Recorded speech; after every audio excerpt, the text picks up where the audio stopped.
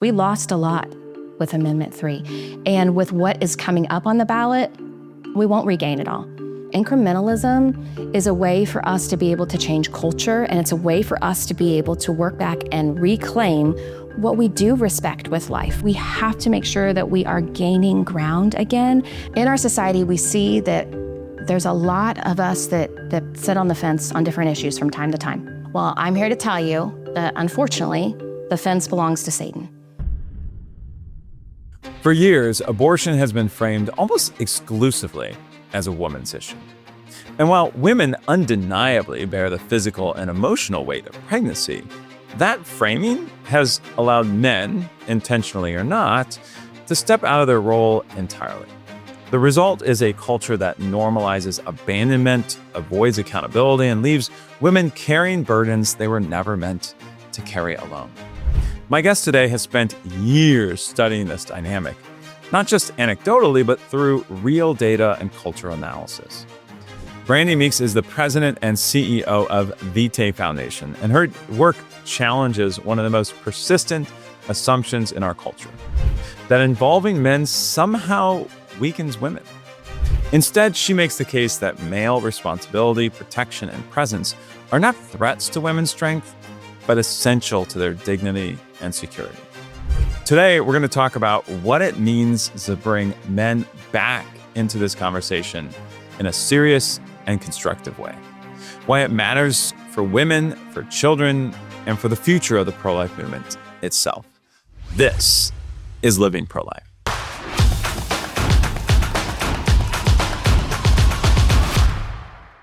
Well, welcome, Brandy. Good to have you on the program. Good morning. Glad to be here this morning. Yeah, it's a great day.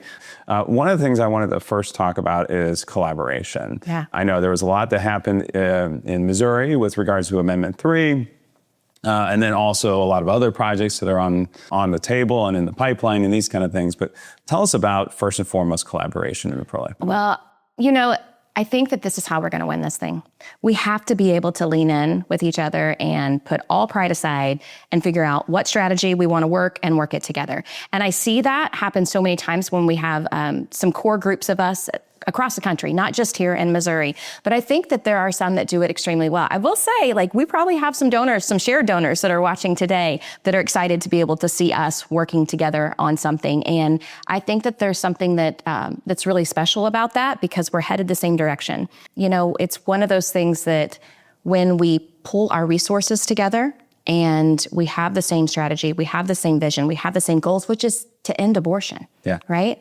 Then we can be able to support each other. We can invite each other on shows like this. Yeah. Have a lot of fun, right? Right, or when we have special opportunities. There have been times that, we've been in DC and we say, hey, come along with us. We want to introduce you to someone. Yep. These are vital opportunities to be able to link arms and say, we're in this together, and how can we truly end abortion in our lifetime? 100%. Give me a couple of examples of some of the collaboration you have seen already, whether it's yourself or maybe some other groups around the country. Sure. Well, we have an Alpha Center program where we work with pregnancy centers all around the country. And that's essentially what we do. We bring our marketing and our messaging through our research to their doors so that they can help reach more women that are actively seeking abortion and men that are looking online for abortion for their partners as well. And we use that information and we share what's called on the Vitae vaults. And then pregnancy centers all over the country are able to access it. So we're working with groups like CareNet and Heartbeat to be able to do that. And any pregnancy center that would like information would like to know some of the data behind, again, the messages that work, the messages that don't work when people are actively searching for abortion. We can help them with Vitae Vault. And that's been a way that we've been able to collaborate with pregnancy centers. So give us a little bit of high level on things that work and maybe some things that don't work. Well, I always use this example with emotional brand promises. So whenever you see Coca-Cola advertising, right? You don't see them advertising with sad, thirsty people on the side of the road, right? On billboards or in commercials, right? You see them having a Coke in their hand, experiencing happiness. Sometimes you'll even see the words taste the feeling from way back when, right? Mm-hmm. Probably when we were kids. The idea is to show people what they want to experience, right? And so for a while in the pregnancy center movement and in the pro-life movement, we were showing sad, women looking out windows.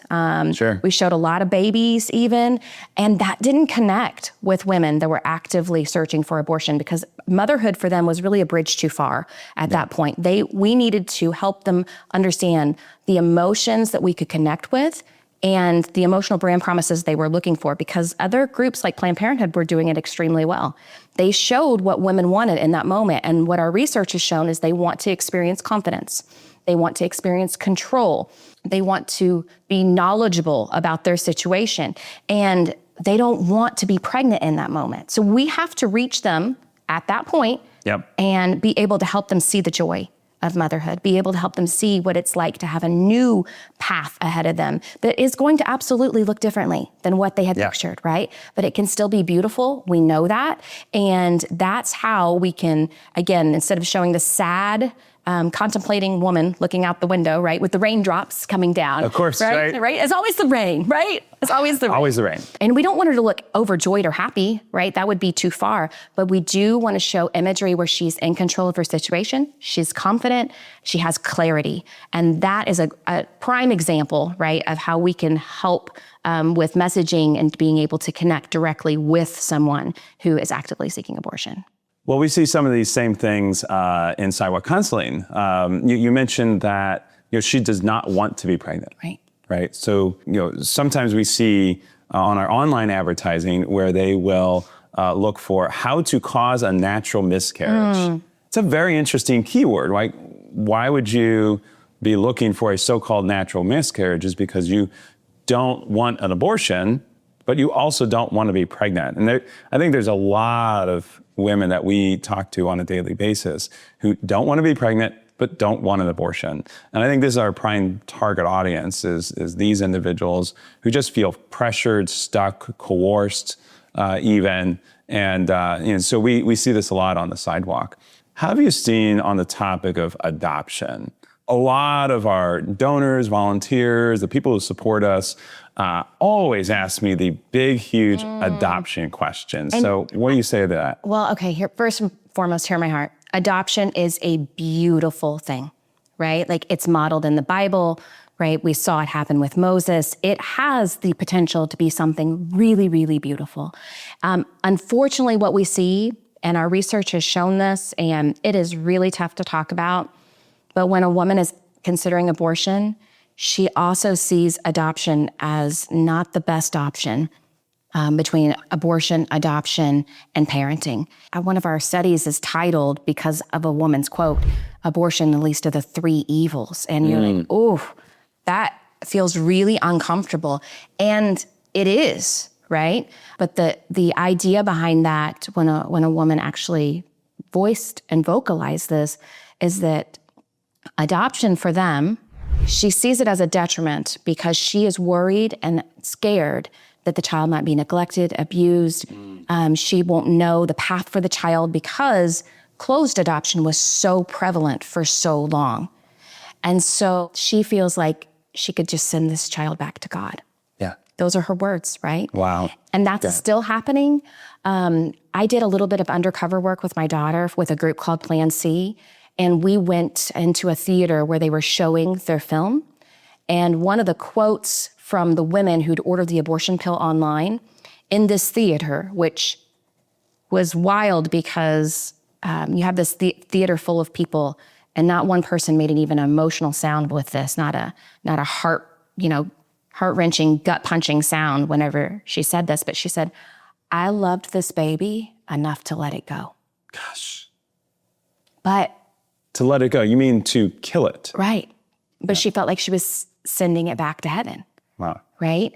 That part is still very much relevant today. Even though our study was done years ago, it's still happening. This film was just made 2 years ago, 3 years ago. And so it's still happening, that emotional connection that women have with their child and that protective instinct goes even into the issue of adoption. And again, hear my heart, I love adoption, right? But in that moment, adoption is not on her mind as something that is a replacement for abortion. And I think we really have to remember that. And part of that, again, is because of the adoption culture that has taken place through the years, where it has typically been closed, or at least she thinks it's closed. She doesn't realize that she can have an open adoption and be in control of the situation. And also, I think we need to do a better job caring for birth mothers, right? I think that that's probably the root issue.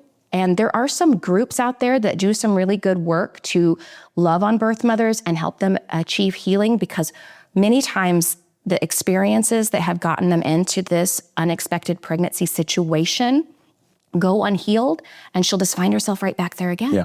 And then she becomes almost a commodity. And we don't want that. Right. And so if we truly want to respect women, I think there are a couple things we need to do. We need to understand in her now moment, when she's actively considering abortion, that adoption may not be on the table for her, right? Doesn't mean we can't present it as an option later on, but it just can't be it's not the solution, Brian, right? And you know that, right? Like, that's why you guys do the work that you do. It can't be the solution. And then also, I think that we need to do a better job supporting groups that love on birth mothers well, and also create wonderful adoption stories. Yeah. For the listeners today, what are some small, maybe modifications in language that they might actually do on the adoption topic? Ooh. So the first one is absolutely give up for adoption, right? And so many of us sometimes let that slip into our vocabulary, and we don't even know that we're doing it. I have heard some really popular big name speakers do it from the stage, and I have quietly taken them right afterwards behind closed doors and just talk to them about that and help them understand what that can do for people that are watching, people that are in their own audiences, and what it does for the adoption culture too, right? Right. Women don't want to feel like they gave up their child for adoption, right? Placed. We use the word placed. You place a child for adoption. And again, you might say, oh, Brandy, that's too far. But this is what resonates with women. And this is how we change the culture, these little things. Again, birth mothers is another thing that we need to keep in mind, right? You have an adoptive mom and you have a birth mom. And so we need to be respectful of that birth mom, because she's doing one of the most selfless acts. It really is. Of her life. When she could choose to try to just, and I'm going to use air quotes here, erase that mistake, right? That our culture says, oh, this is what you can do. You get a do-over, right? Yeah. And instead she says, I will carry this child in my womb for 9 months and then place it with a family that can give this child the life that it deserves, because I can't. I think it's really a very humbling and sacrificial move with regards to a client for a birth mother, if you will. And that's a really, really tough conversation. We've had a handful here at the Pregnancy Center. Yet, the vast majority of our clients are going to lean towards parenting, because, at the end, they get, the reward, if you will. They get the opportunity to hold the baby and look at them and care for them. And, I know there's diapers and other things, but they have this emotional connection, this bond with them that, God ordains this bond between mom and her baby. And it's very difficult to separate that, if you will. Not that we want to, right? Not that we want to. Right. It's just what as we talk about this topic, the pro-life movement should recognize that we can help her to select other parents for her child, or we can do other things that can, join them together as a bigger family. That's right. Like that, right? That is the beauty of open adoption. Right.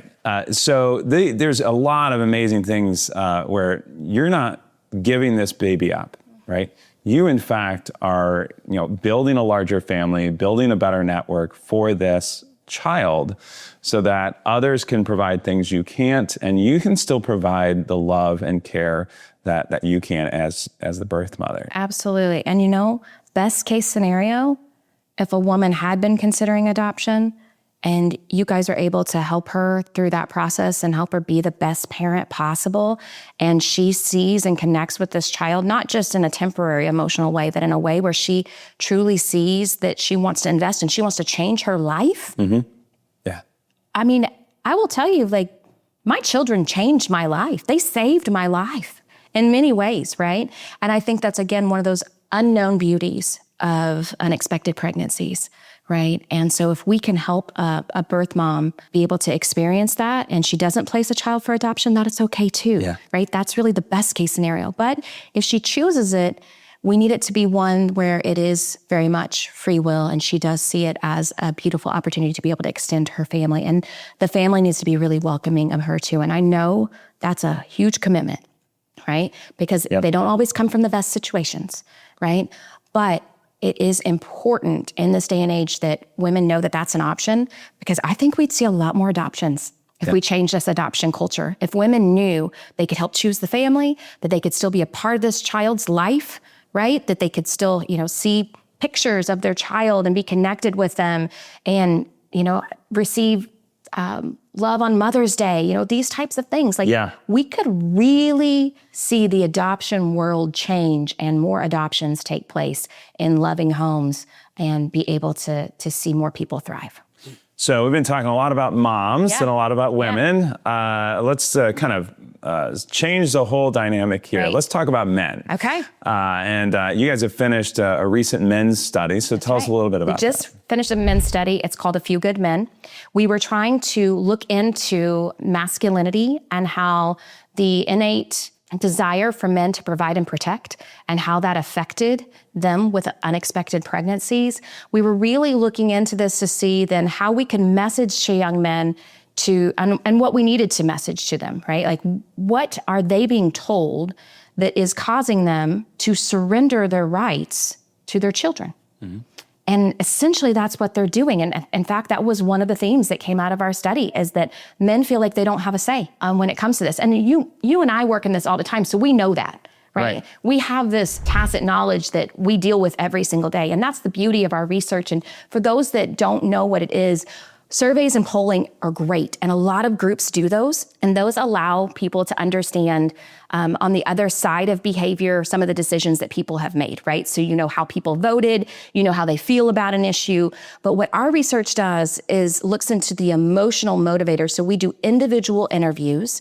So basically it's like case studies on all of these people that come in, and we choose the audience. We use these research facilities across the country. The same way if you were trying to choose a toothbrush, right? Actually down the hall one time, there was a razor company that was trying to understand price points for razors and what color women wanted and what what kind of emotions they had connected to it. Well, we do the same thing, but on the pro-life issue. Yeah. So we did this study on men, and we wanted to understand a little bit more about the relationship with masculinity and the pro-life movement. And again, what we found is that men feel like they really don't have a say. Again, we know that, but to hear that out of their mouths and to understand that, now we know how we can possibly fight that, right? And we also we understand and recognize that we have a problem. If men have surrendered on this issue, right, they have become passive, we need to understand how to equip them and empower them without overpowering women, right? Yeah. When we talk about masculinity, a lot of times people will think toxic masculinity, right? I'm just here to tell you, I'm a strong woman. You know that. People around know that, right? But I'm a strong woman, but I'm here to tell you that men and women were made to be complementary. We were never meant to be in competition with each other. Men are naturally wired as protectors. Women are naturally wired as nurturers. There's nothing wrong with that, right? In fact, it doesn't mean that we can't lead. I lead a team of 30 out of Jeff City that does national work, right? I just lead differently, right? And it really, what it boils down to is that I'm a strong woman here saying, men, we need you to protect us. And we certainly need you to protect our children. Yeah. Right? And I think that that's something that we have to instill in our young people. I spoke at Denver YCP, Young Catholic Professionals, a couple weeks ago, and the room was full of young men, but there were lots of young women there too. And as I said that line that I just shared with you, the men are like raising up, like, yes, right? Yes. And you know what the women are doing? They are cheering right along with them. Women are ready. We want men to be able to lead. We want them to lead our families. The time is now, and we're seeing this window of opportunity open up, especially after Charlie's assassination. Yeah. We are seeing people say, enough is enough. It's time to rise up and lead our families well. And so if we can equip and empower young men with that natural instinct that they have to provide and protect their families, we have the power to change the trajectory of this movement. And so that's what I'm excited about today, is to be able to share more of that and hopefully be able to help others catch the vision as well.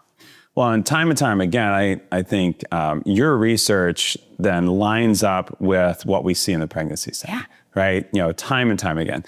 The clients, the women that we are speaking with, the vast majority of them will tell us, well, no one is really supporting me. Mm-hmm. If someone is pressuring or forcing them, it's pretty evident, right?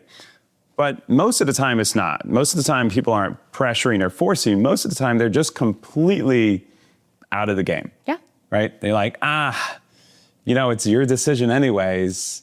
I'll support you no matter what. No matter what. You choose, you be you. Mm-hmm. One of my least favorite phrases ever is, you be you. Oh, yeah. I mean, we live in a complementary society where, you mentioned toothbrushes before.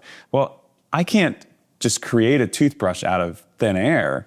If I had to literally do everything in my life from start to finish, I probably would really, in a sense, be spending most of the day trying to figure out how to get clean water and clean food in some way, shape, or form. I wouldn't even care about toothbrushes, right? Mm-hmm. And so we live in this amazing complementary society in which, you do you is not the answer. Right? No. It's, I will come alongside you. I will sacrifice for you. Right. I will do absolutely everything I can to be with you and our beautiful child. Right? That's it. These women know abortion is wrong. Yeah. Right? So this is the thing, we've been talking about this for years now, is that pregnancy centers, and we love our pregnancy centers, there's 3,000 to 4,000 of them across the country. And a lot of times, they and other pro-life groups say, well, we need to convince her that abortion is wrong. In our experience, these women already know it's wrong. And moral framework isn't working for that, right? Like, she sees it from a different viewpoint. So yeah, you're right. Correct. You're not trying to convince her that it's wrong. That doesn't work. Right. So for us, it's about really that first step of saying, do you need this abortion, right? Or do you have a viable pregnancy? Mm-hmm. Let's slow this train down, and let's really talk about what it looks like in the future. And bringing men along with that is also an important step. Absolutely. I'm going to go back to something you said a minute ago when she said she was looking for support. Our research project before this was on abortion healing, and women, even pro-choice women, said that when they told their significant other about their pregnancy, they were looking for support. And they resented the fact when he said, I'll support you no matter what you choose. Pro-choice women said this, right? Yeah. Okay, so over 60% of women tell their partner that they're pregnant, all right? They're not telling them because they want to go to the abortion clinic together, right? Most of the time, they are telling them because they are looking for support. And when he says, I'll support you no matter what you choose, in many cases, it's really sad, actually. A lot of young men think that's what they're supposed to say. Yeah. A lot of people in general think that is what they're supposed to say. Because if you think about it, that's what society has conditioned us to say. In fact, when I said those words, you probably already knew what I was going to say before I finished my sentence. Yeah. And your viewers did too. Yeah. I'll support you no matter what you choose has been dumped on us by society to think that that's compassion. But real compassion says, I'll support you and we can help you find a place that will help watch your child so you can finish school. We'll help you find a local pregnancy centers that will help connect you with the medical care that you need and get you some diapers, right? Yeah. I will help you walk this out. And that goes for friends or significant others, right? But for young men especially, it can be as high level as something you said just a minute ago. And it can be, I don't know what this looks like, but I'll help you be the best mom possible, and I'll be the best dad possible, and we'll figure this out together. You're not alone. That's it. 100%. That's all she's looking for, right? Yeah. But again, so many young men have been conditioned to think that the right thing to say is, I'll support you no matter what you choose. And that was another theme that came out of our study. Well, the truth is that he won't support her no matter what she chooses, right? And she knows that, right? The moment he says that, she's like, well, I guess he's just like passive. That's it. Right? I guess he just like, he doesn't care. And because he doesn't care, whether I have the abortion or whether I parent this child, he's not going to be around. He's not going to be around in 5 years. He's not maybe not going to be around in 5 months. Absolutely. Yeah. Right? And so, when a man stands strong, in a sense, that's what we're looking for. And, take it one more step further. Well, we need good marriages in our country. True. Right? True. But it's going to be a while before we turn that train around. Incrementalism is where it's at, though. We've got to take these wins where we can get them, and in these baby steps to get there. And that goes for a number of things, right? Yep. To be saying it without saying it. Like we've got to get the wins where we can, because culture does not change from big, huge movements. Well, for example, when Roe was overturned, you saw what that did to our culture. It was like throwing people into the deep end of the pool, right? People that weren't ready for that. And I'm not saying Roe shouldn't have been overturned. I'm grateful. I think that it saved a lot of lives. But what I am saying is that culture, to be able to respond to that, needs incrementalism. So it won't fight incrementalism. Incrementalism can be a great thing. And it's the same kind of thing when it comes to being able to help these young men, and then they can step into their roles as fathers. They can be great husbands and great dads, and generational impact can happen from this small step, this small study. And I say small, it was one of our biggest studies that we've ever done. And I'm hoping that we can get it into the hands of anybody who wants access to it, because I think it's groundbreaking. Yeah, so there's this thing called the Overton window, where people believe what they believe inside of the Overton window, and anything outside of that Overton window, they just don't believe at all, right? And I think a lot of this, with regards to abortion, it's we don't want to convince them of something outside the Overton window. We need to be able to stay within that. And I think, at least in the pro-life movement, there's a lot of people who are like, no, the whole exceptions, or a lot of them are outside of the Overton window. So what do you say to that? Well, I think in order to impact culture again, you've got to look about how you move people one at a time. And this is where I would want to point you to the Ash conformity experiment, because with the Overton window, you need to be able to move people one person at a time. And so with the Ash conformity experiment, I don't know if you've ever seen it, but you might go check it out. Yep. I learned about it in a psychology class in college. And then Seth Dillon with the Babylon Bee was speaking, and he's become a good friend. And it's anytime we speak together, it's the one thing that I'm like, hey, make sure you tell that story, because I'm gonna talk about it afterwards. I'm gonna point back to it because it's so powerful. So there was a man named Solomon Ash back in the 1950s. He was doing research before Vitae was around, right? Yep. But he had a group of people that he brought in, and he paid these participants. Four of them were plants in the room. One of them was the actual subject of the study. And he would show them 2 cards. On one card would be 3 lengths of lines, a short one, a medium one, and a long one, right? On the other card, you could clearly see that it was a short line. It clearly matched A that was labeled over here on this card, right? But what he would do is he would go around the room and have the first 4 people answer C, answer incorrectly, right? So then when it got to the subject of the study, they would have to ponder, am I going with the group, or am I going to answer the real answer, right? Yeah. And guess what they did? Overwhelmingly so. Every single time that the group went around and would say C, C, C, C. Keep in mind, these people did not know each other outside this room. They were just there for a paycheck. Yeah. Right? But social conformity impacted this subject so much that almost every time they would answer C, even though they could clearly see the answer was A. It's another, we've heard people like Abby Johnson say, if you tell a lie enough, you begin to believe that it's true. Sure. That's what happens in the abortion industry all the time. It's what happens in our society all the time. Right? As a matter of fact, the other side never stops talking about abortion, right? Yeah. And so Yeah. every day that we don't take up an opportunity to be able to talk about life-affirming things, you might as well picture yourself waking up in the morning, sitting up in bed, grabbing, one of those old school microphones, right, off of your nightstand, picking it up and handing it over to the other side. Just picture yourself doing that every single morning that you are not willing to talk about this issue. Yeah.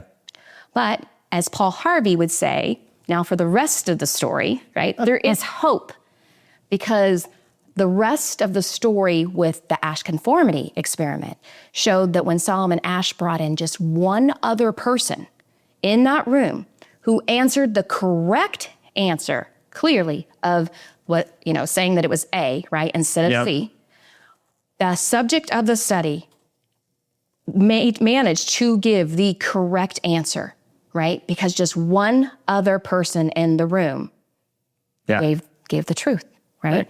That is how we overcome this in our culture. That is how we move the window. It takes just one person to unlock the freedom or permission, if you will, in other people to tell the truth, right? To do the right thing. And so I think that that's beautiful. I also think that that's why we saw such an impact from someone like Charlie Kirk, right? And that's why so many people are inspired by that and saying, be a Charlie, right? Is because it takes just one person to cause that ripple effect. And I think that's powerful. That is how I believe that we can truly impact and influence the culture and turn this around. But we have to be that one person. And again, we can't wake up every morning and give the microphone to the other side. And that doesn't mean that we need to talk about abortion all the time. We need to talk about more about what we're for, right? Less about what we're against, right? But it does mean that we need to talk about the powerful stories that we hear from you, the powerful stories that we hear from other friends in the pro-life movement, because you might say, well, Brandy, I don't have a pro-life story, so I don't feel like I can talk about it. Yeah. But I'm here to tell you, I didn't have a pro-life story either, right? A lot of people assume that because, I was young when I had babies, but that maybe it was an unexpected pregnancy, or maybe I have an abortion in my past, and that's why I'm so passionate about that. But it's not. That's not my story. I just believe that everyone has human worth and human dignity worth fighting for. Yeah. Right? And so for those of you that might be out there saying, well, I don't really have a story, I don't know what I can talk about, you have all the credibility that you need to talk about this issue when you invest in missions like yours and missions like mine. That's all the credibility that you need. And the fact that you're willing to lean in and watch a show like this today, that's also all the credibility that you need to be able to understand the issue and talk about it with empathy and grace and also hope, because we know that we're on the right side of things. Yeah. Well, right now we're sitting in the state of Missouri. Yeah. And after the Dobbs decision across the country, we saw reactions from state after state after state. So places like California, Illinois, and New York had no problem putting wide open gates and saying, look, you guys can come to our state, have abortions. Even you have Governor Pritzker over in Illinois saying, come on in. We'll even pay your travel costs. We'll pay for your abortion. We'll bring all the outsiders in, and you guys can be a destination in Illinois. And then on the other side, these kind of middle or even pro-life states that have these ballot initiatives. We've been, as the pro-life movement, kind of losing a lot of these battles. We lost in Kansas, and of course now in the state of Missouri, we've lost what was called Amendment 3.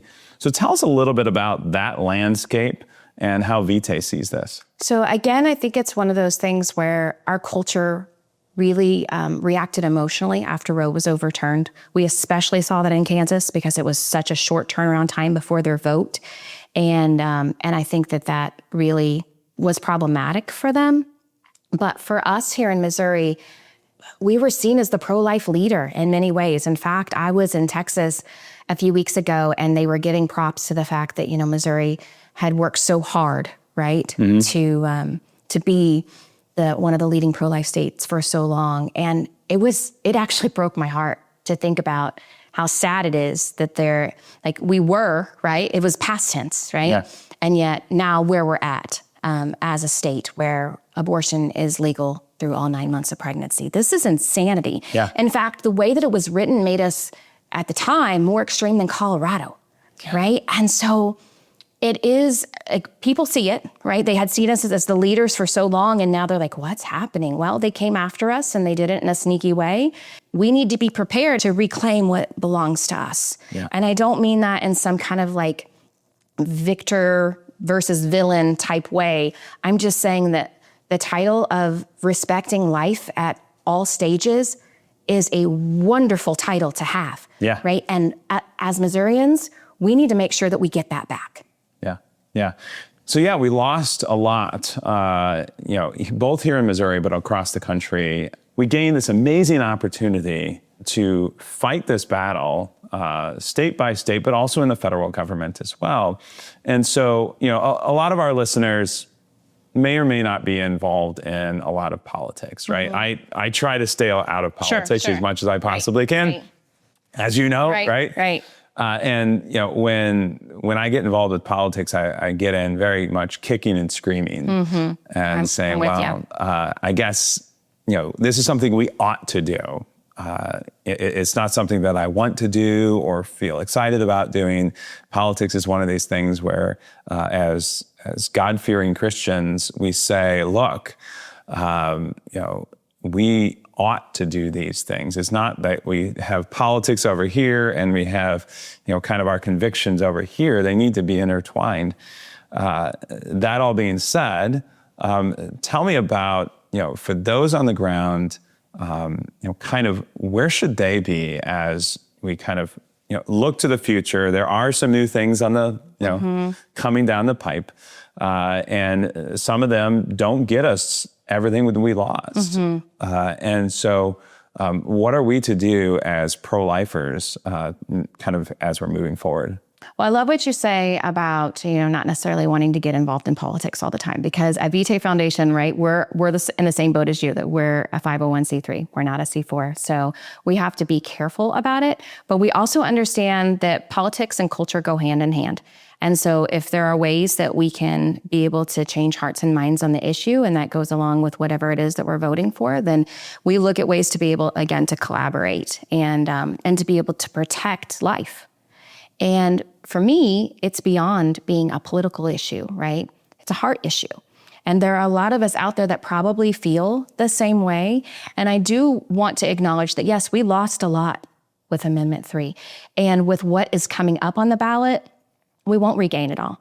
But like I mentioned earlier, incrementalism is a way for us to be able to change culture. And it's a way for us to be able to work back and reclaim what we do respect with life, right? And for you and me, I know that's life without exceptions. Yeah. Right? Yeah. But we have to make sure that we are gaining ground again.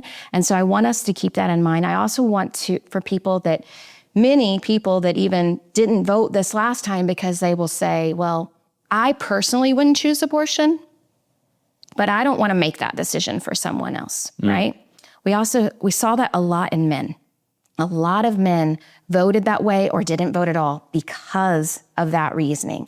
And so in our society, we see that there's a lot of us that sit on the fence on different issues from time to time. It's not just the abortion issue, right? We sit on the fence and we say, yep, we're going to keep it at arm's length. I personally wouldn't do that, but I don't want to make that decision for someone else, right? Well, I'm here to tell you that unfortunately, the fence belongs to Satan. That gray area belongs to Satan. And so we have to make a decision on whether we're comfortable with that, right? And at the end of the day, we all need to get off the fence. We can no longer say, I personally wouldn't choose abortion, right? But I don't want to make that decision for someone else. So I'm not going to vote for it. I'm not going to vote against it. I'm just not going to vote. I'm going to sit this one out. I'm not going to change my culture. I'm not going to talk about it at church. I'm not going to talk about it with my friends. I'm going to give the microphone over to the other side every single morning when I wake up, right? We can no longer be passive. And I'm especially talking to the men that are out there. The days of passivity have to be gone. We as women are looking for you to lead us and lead us well, and not in a toxic way by any means. We're looking at us to be able to be partners in this. So please get off the fence. Awesome. Awesome. Tell us a little bit about Vitae. You've told us a lot about it already, but how can we get involved? What's the next steps for Vitae? Sure. So you can go to vitaefoundation.org. That's VITAE foundation.org. And for those of you that are out there that are like, what is Vitae, right? What is it? Where did that come from? It's Latin for life. We would love to be able to engage with you, especially in our newsletter. We have lots of emails that come out from me, just like you do, just to update people on what's going on. And we can talk about it from a cultural standpoint. So we would love to be able to engage with you and share all the updates that we have going on. Brandy, you've been incredible. I appreciate your time. I appreciate your work with Vitae. Just as we're buttoning this up, as we're ending this, give one little piece of advice that you might have for people who are listening. What's maybe one thing that they could do today? Don't be passive. Make that commitment right now that you will not be passive on this issue. And again, it doesn't mean you have to, in fact, we don't want you to be abrasive in any way, right? We want you to do it with grace and with love and with empathy, but don't be passive on this issue. So make a commitment that each week you're going to find one way to be able to engage in the movement. So maybe that is making a donation to your local pregnancy center or local pro-life cause. Maybe that means looking at volunteering. Maybe that means just making sure you're signing up to stay connected on these things, but make a conscious decision that you will not be passive on this issue anymore. Incredible. Well, thank you, Brandy. Appreciate your time. Thanks for having me.